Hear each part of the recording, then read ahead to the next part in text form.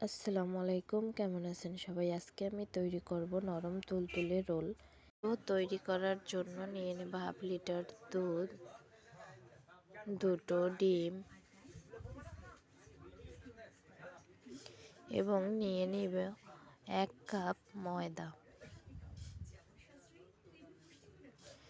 এবং সামান্য পরিমাণ লবণ দিয়ে দেব। তারপর ভালো করে ব্লেন্ডার করে নেব। ব্লেন্ডার হয়ে গেলে একটি পাত্রে ডোটা ঢেলে নেব।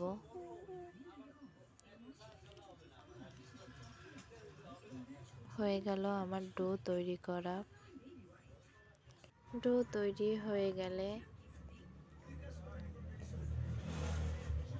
আমি দুটো ডিম আলাদা করে ফেটিয়ে নিয়েছি, টোস্টের গুঁড়ো করে নিয়েছি এবং আগে থেকেই পুর তৈরি করে নিয়েছি এবং আঠা তৈরি করে নিয়েছি। তারপর আমি কয়টা রুটি ভেজে নিয়েছি এবং এর মাঝে পুরটা দিয়ে সুন্দর করে আঠাটা লাগিয়ে দেব এবং রোলের মতো শেপ করে নেব। সুন্দর করে আঠাটা লাগাতে হবে এবং মুড়িয়ে মুড়িয়ে রোলের মতো করে শেপ করে নেব। শেপ করা হয়ে গেলে আমি ডিম ফেটানোর ভিতর দিয়ে তারপর টোস্টের গুঁড়া মিশিয়ে নেব। টোস্টের গুঁড়া মেশানো শেষ।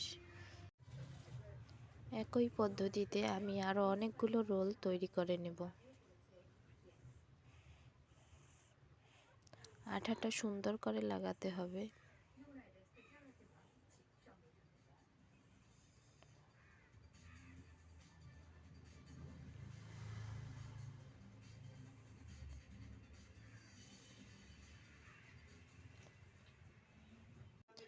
বানানো হয়ে গেলে রোলগুলোকে ম্যারিনেট করার জন্য ফ্রিজে আধা ঘন্টা রেখে দেব।